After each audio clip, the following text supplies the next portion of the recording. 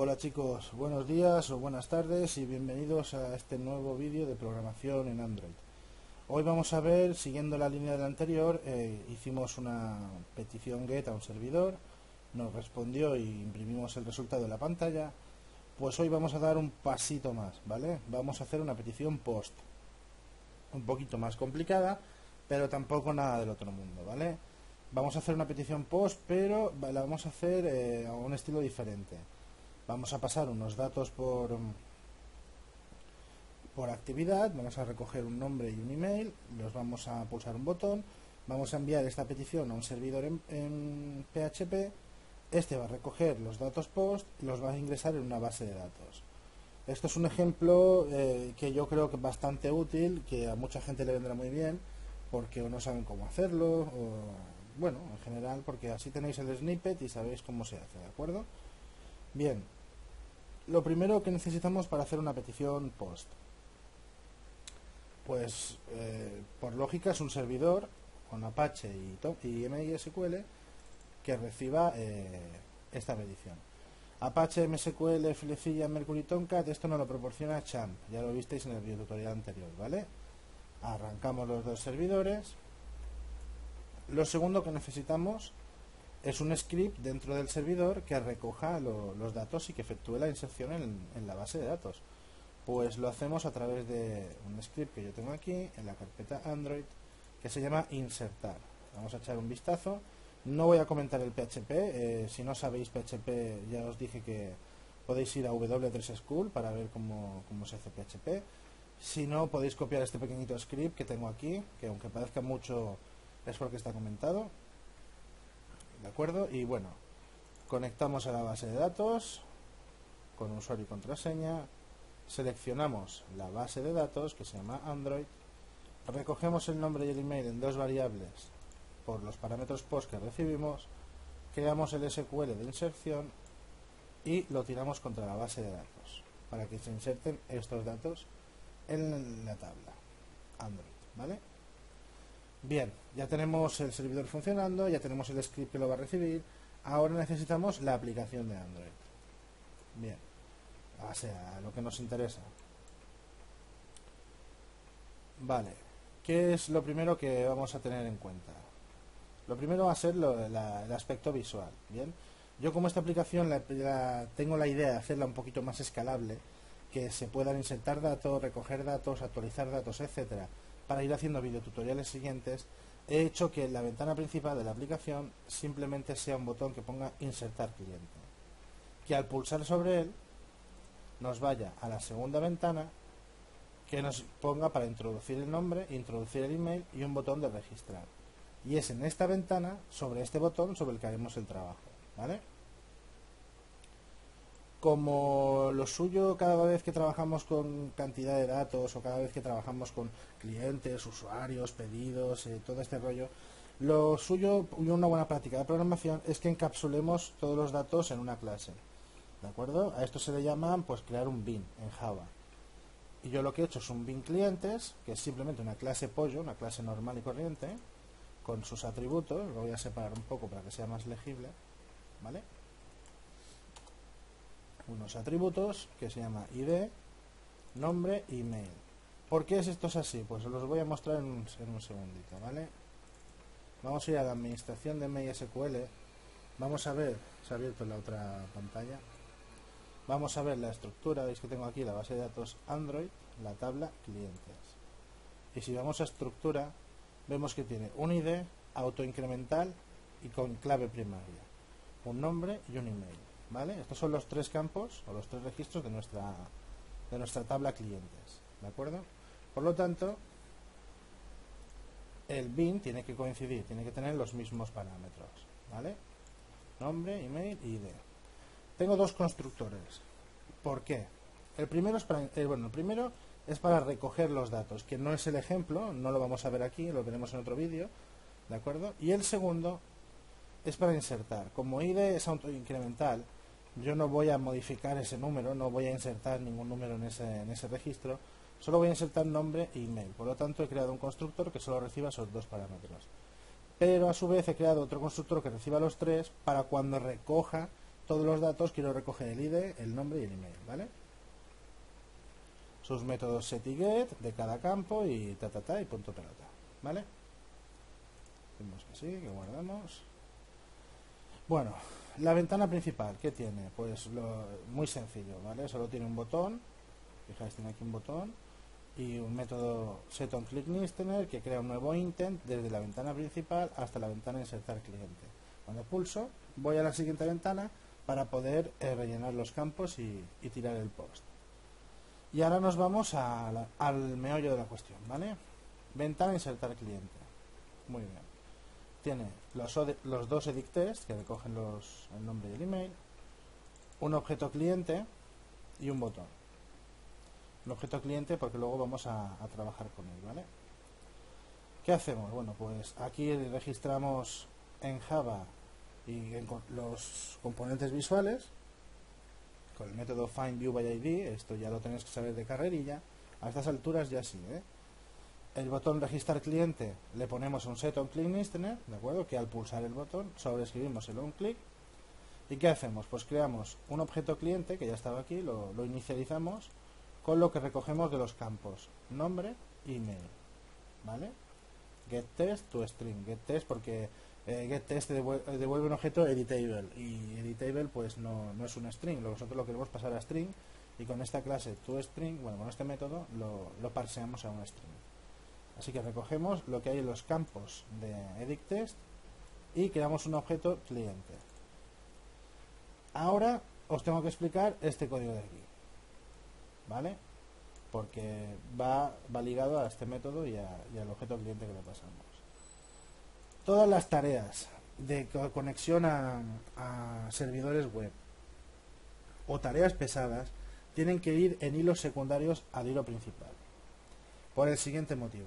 Si creamos todo este código dentro del onCreate o dentro de un onClick normal y corriente de un botón, lo que estamos haciendo es sobrecargar la memoria en Android, ¿de acuerdo? Esto puede tardar más o menos dependiendo de nuestra conexión 3G o Wi-Fi o de la tasa de datos que tengamos en el teléfono y por teléfono o tableta, recordarlo, y por lo tanto sobrecargar la aplicación, hacer que el tiempo de espera supere el editado por Android y una vez superado ese tiempo la aplicación se destruye. Es decir, que está cargando durante demasiado tiempo y por lo tanto se rompe.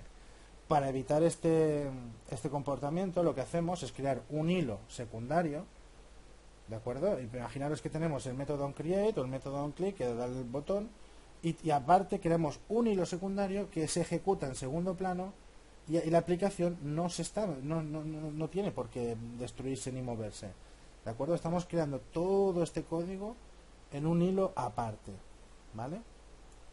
Esto quiere decir pues que si es un código muy pesado que va a hacer una conexión a una base de datos, recoger los datos, guardarlos en una red, mientras está haciendo todo eso, la aplicación se sigue viendo exactamente igual, sigue funcionando y sigue corriendo, porque lo hacemos en hilos secundarios, un hilo aparte, ¿de acuerdo? Pero esta manera de trabajar tiene una serie de inconvenientes, que es que hay que conocer bien la clase asyncTask. ¿Por qué? Porque tenemos que crear una clase, esto lo vimos en el videotutorial anterior, pero yo lo vuelvo a repasar, porque lo voy a repasar cada vez en cada vídeo para que quede bien claro, ¿vale? Tenemos que crear una clase estática para poder inicializarla sin tener que crear un nuevo objeto, simplemente así, que extienda de asyncTask. Y asyncTask tiene una particularidad. Recibe tres parámetros. El parámetro de entrada, el parámetro de refresco, podríamos decirlo así, y el parámetro de salida. El parámetro de entrada es qué queremos modificar de nuestra aplicación visual o qué parámetro le queremos pasar a esta clase para poder trabajar con ella. En mi caso le paso el objeto clientes que habíamos creado.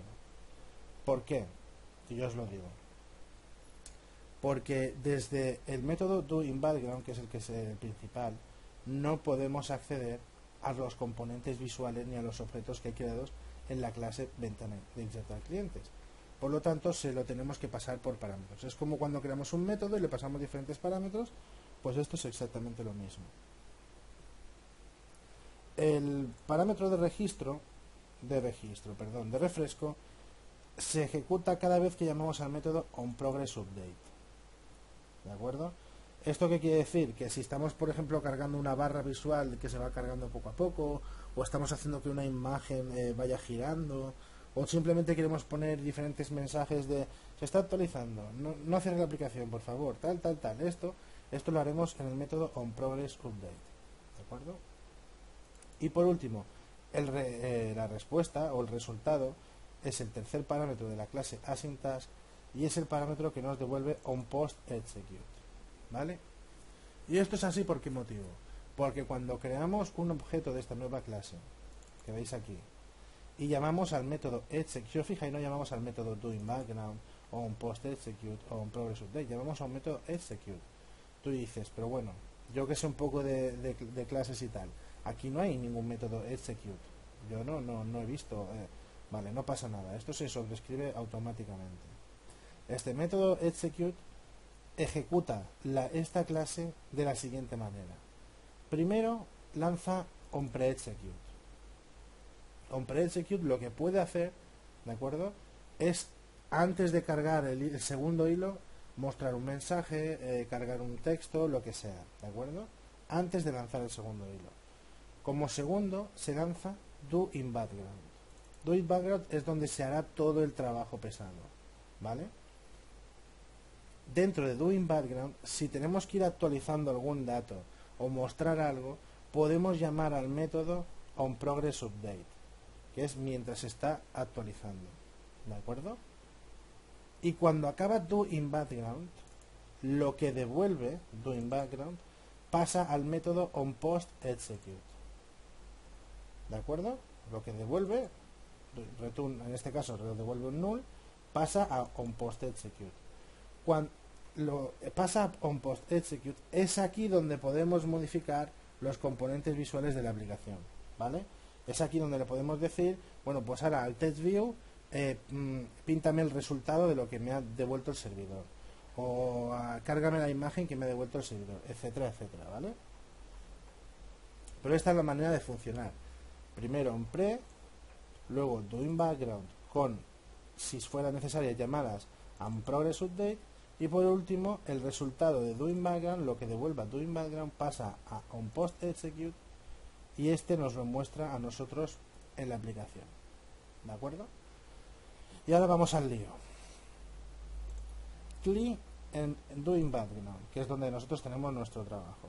CLI, el objeto CLI que yo tengo aquí, que es un cliente, es igual a parámetros de 0. Bueno, esto de clientes 3 puntos equivale a esto, ¿vale?, a un array de clientes, ¿de acuerdo? ¿Por qué? Porque como parámetro le podemos pasar un array. Esto como parámetro recibe un array y nosotros le decimos que como solo le pasamos 1, entonces acceda al objeto 0 de params. Ahora tengo este cliente que le he pasado por método aquí, ¿de acuerdo?, como parámetro, lo tengo aquí dentro de CLI. Lo tengo dentro de esta clase. Si yo hiciese un CLI.getNombre, me devolvería pues el nombre que se ha puesto en ese momento, ¿de acuerdo? HTTP client para un nuevo default HTTP client y HTTP post para un nuevo objeto HTTP post, pasándole la dirección a la que vamos a lanzar en nuestro script. En mi caso 10.022, que es el localhost de Apache, Android /insertar PHP, que habéis visto que se llamaba así, insertar PHP. Bien, como visteis, los parámetros en get se pasan dentro de la URL, aquí poniendo un interrogante, nombre es igual al valor, ¿de acuerdo? And, apellido es igual a tal, y así, diferente. Pues así se pasaban los parámetros por get. Por post se pasan de otra manera, ¿de acuerdo? Por post lo que tenemos que hacer es crear una array list con el tipo de dato name value par, ¿de acuerdo? Yo lo que hago es list, porque list es la superclase de array list, y dentro de list puede caber un array list, puede caber un vector, etcétera, etcétera. List name value par nombres es igual a new array list de value par, de name value par. Muy bien. Ahora lo que hago es, a nombres le añado el primer parámetro. ¿De qué manera? Pues le añado un new basic name value par y le paso el ID del parámetro que voy a añadir y el valor. clave, valor. Email, clave, valor. Así tantos por como yo quiera pasarle al script de PHP. En mi caso solo quiero pasar nombre y email, ¿de acuerdo? Así que al objeto nombres, que es el objeto list, le paso un new basic name value par, nombre, clave, valor.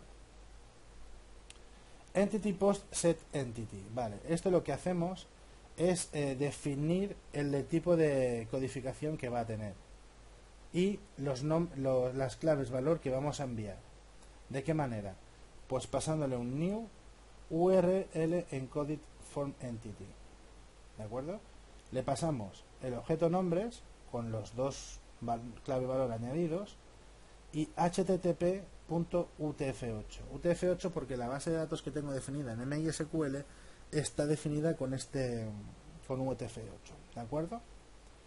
Y luego tan solo tengo que hacer http response es igual a client, que es el objeto client que te habíamos creado con default http client, execute envío post, que es este objeto de aquí, y punto pelota.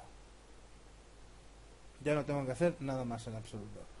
Una vez hecho esto, cuando nosotros rellenemos el nombre, el email, perdón por el puñetero Aeroglass, cuando nosotros enviemos el nombre, le pongamos el nombre de la aplicación, el email y pulsemos sobre el botón enviar o registrar o lo que digamos es definido, enviará por post a un servidor y a un script que se llama insertar PHP estos valores, nombre, email, es igual a lo que nosotros hemos ingresado en la aplicación del Android.